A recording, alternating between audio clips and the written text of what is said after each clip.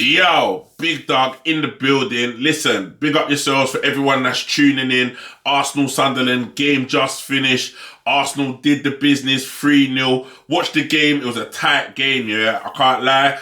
Sunderland was trying, they were pressuring, but you know what? This team, we're just too good all the way across the board. We can play anyone, any which way, right? Listen, they tried, they were trying to foul, trying to do bits, but everyone just came together, and we got the win. 3-0, 9 points clear. Let's go. I said it. I've been saying it this season. I know I haven't been consistent with the videos. I've been in and out, fluttering in, 1 foot in, 1 foot out, but I'm going to be more consistent. But for those that have been watching the content, have been watching the things that I've been saying, I feel like this season is our season for it. Yeah, I feel like this is our year.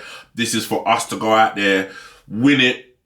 I feel like if we win the Carabao Cup against Man City, we go on to do great things. I think that team just needs that belief, but they're playing with that. I think this Sunderland game could have been a tricky one, and in other previous seasons could have proved very difficult. Maybe a draw, maybe keep us at 0-0 to the 80th minute, breakaway goal. We've seen it happen so many times, but I feel like for us to go and get the goal, Zubimendi stepping up with that big boy, and I don't want to get into it, but I had some people arguing with me over Zubimendi. You know, these United fans are just jumping out the woodwork all of a sudden, comparing and talking, and there was this comparison with Casemiro and goals. But what Zubimendi brings to this team is a silent assassin, and more and more he plays, more and more he's stepping up. To get that goal in the first half, really, and you go in 1-0, just calms the nerves, calms the players down, changes the halftime talk from Arteta, or maybe never changed it. Maybe he would have came out saying the same things to keep doing what we was doing, because you could see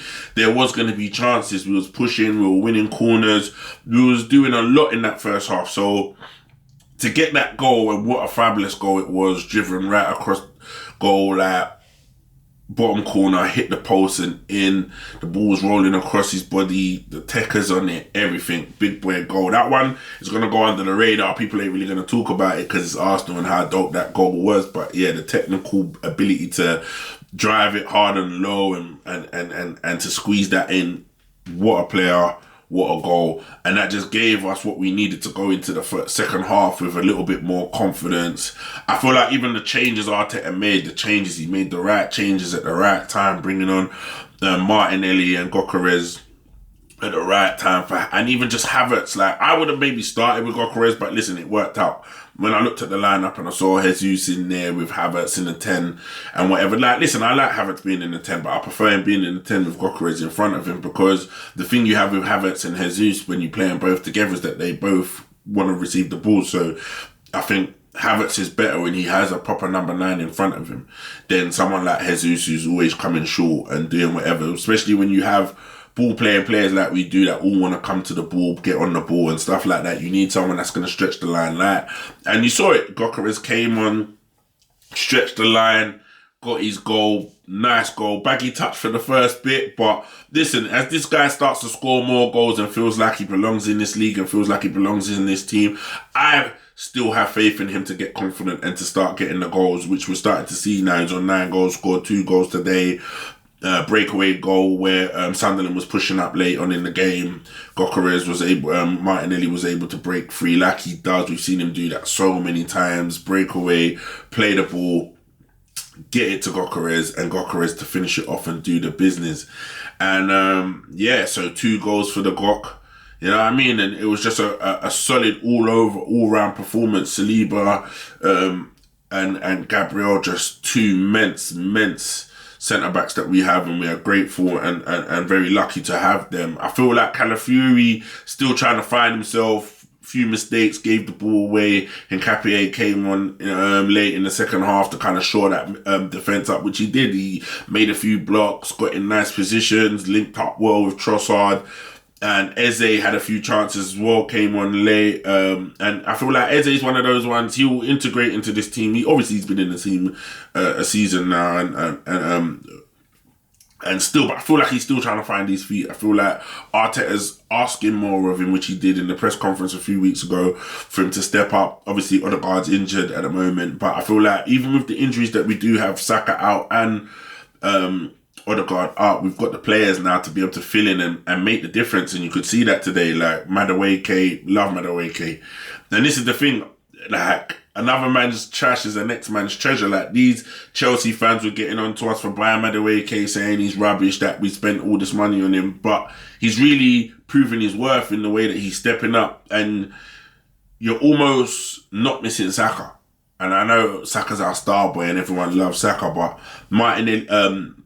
Madueke's filling that void while Saka's injured, or while Saka was not really playing in form. He had someone that can come in, and it's almost not exactly a like for like, but it is in a sense that he's stepping up and doing the things and just bringing something different on that right hand side.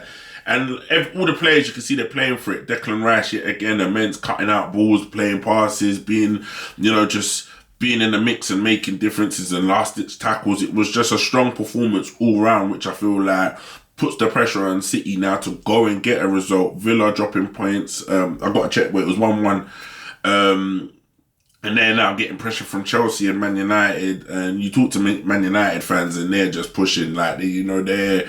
And you can't blame them. Their excitement in seeing what Carrick is doing with their team and pushing for, the highest place possible for them. Obviously, there was a lot of talk with some of them about title contending. And I suppose if we were dropping points, the City being so close to us, it would look likely if they keep on doing what they're doing. And it's looking like the little Afro youth's going to get his trim after all. So, yeah, fair play to them. But there's pressure all round for those places. And this is like I've always said, the league is competitive.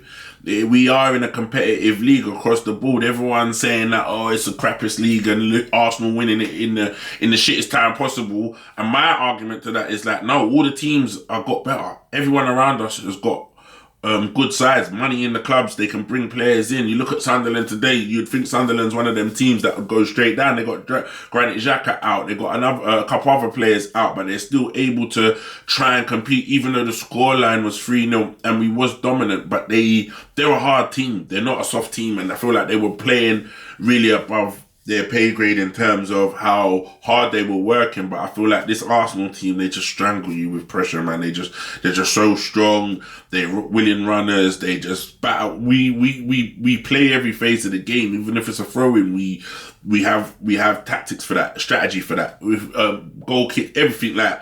And I feel like fans, you're never gonna get rival fans giving us our credit, which is fine. Don't expect them to. You know what I mean? I feel like Arsenal fans are very much, we wanted to be, like championed, or like, man, give us a pat on the back, but we don't care now. We know how good our side is. We know what they're capable of doing, and we don't really care if everyone else sees it, because we've gone through the seasons of banter, everyone chatting crap, like chatting shit about us, and always got something to say. Now I feel like us as a fan base, we don't actually care. We know how good this side is and how they fight in every phase of the game, and how Arteta is such a good manager and how he's got this team setting up. So yeah, we press on, 9 points clear. Do I feel like the league is done? No, not yet. Even if City was to drop points, this is the thing. We've been here before. We've led and given it away. I wouldn't say we're gonna bottle it this season. I think this team's strong enough to keep going. But I think for Arsenal fans, it's the realization that something special can be done this season. And I think we're all a bit excited. Obviously anxious about it all at the same time.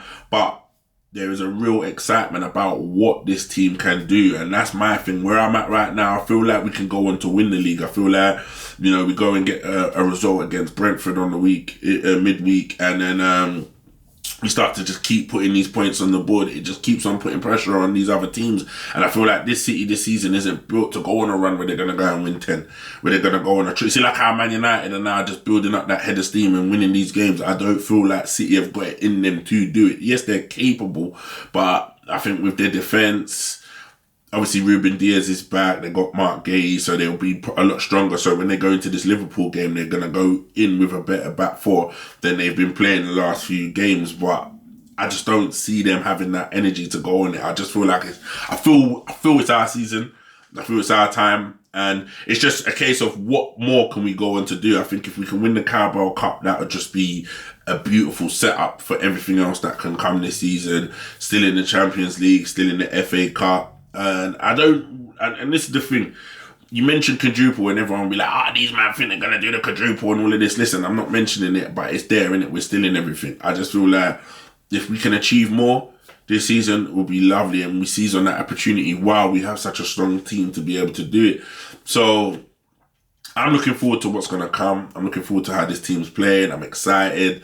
I'm loving what I'm seeing right now. Gyokeres getting 2 goals. I feel like this brother can reach 10 goals easy come the end of the season, maybe even more if they keep looking for him, keep pressing for him. And I feel like he's starting to feel like, yeah, I'm on this. That, you know what I mean? There's still things that he needs to work on, little movement issues that he needs to address and get comfortable with, because the Prem, the way that you have to move and the way that you have to make those double movements, go like you're going to go back stick, cut forward. Havertz is so good at doing that. He has to learn that. And he will. He's like a hard worker, and I feel it's only a matter of time when, you know, like these strikers have, this is my opinion. A lot of people may disagree, whatever, I don't care. But I just feel like there's going to become a moment where Gyokeres is just going to light it up for a season or two, like where it just clicks. He's working hard enough. He's got the players around him. I feel like the players need to trust him, play him the ball, and he's just going to have that moment where, yeah, he just hit. Because we know he's capable. He's not one of those strikers that ain't capable. This brother banged a lot of goals.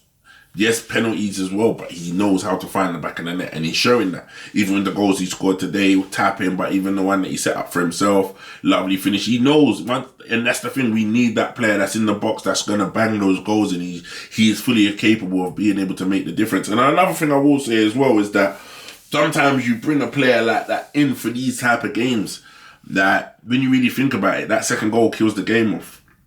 The commentator said it. That's what you need. Yeah, we need him to step up in the big games, obviously make the difference in the big games, but we also need him to make the difference and be the difference in these games, because these are the games where we struggle and we drop points. It's not the big games. Like the big games, yeah, this season the big six maybe have taken a few points off of us. I know Liverpool took 4 off of us this season and whatnot, and yeah, like we still yet to play Man City, obviously Man United. We won 1 each, so. You know, like, but though these are the games where, you know, you go to Brentford, you hope he can make a difference there. Like, these are the games where we need him to be the difference for us this season. So, yeah, man, all in all, I'm happy with the performance. I'm happy with how the guys performed and what they did today. Long may it continue. Let's just keep the momentum rolling on, because we're getting into the clutch part of the season. 13 games left. Play Brentford 12, and then once once we get into that 10-game bracket and we're still there, still holding a steady lead, we can start to believe. Big dog, please, if you haven't, like, subscribe, you know what I mean, hit the channel. Also, if you're not tuned in, make sure you tune in to Winners Talking Podcast with me and Pound Sterling, nominated for a Mobo, so make sure you go and vote. Please support the page, support the channel. Big Dog TV on Instagram. Make sure you go and like and follow that. Big up yourselves. Big Dog signing out. You done know. Blessings.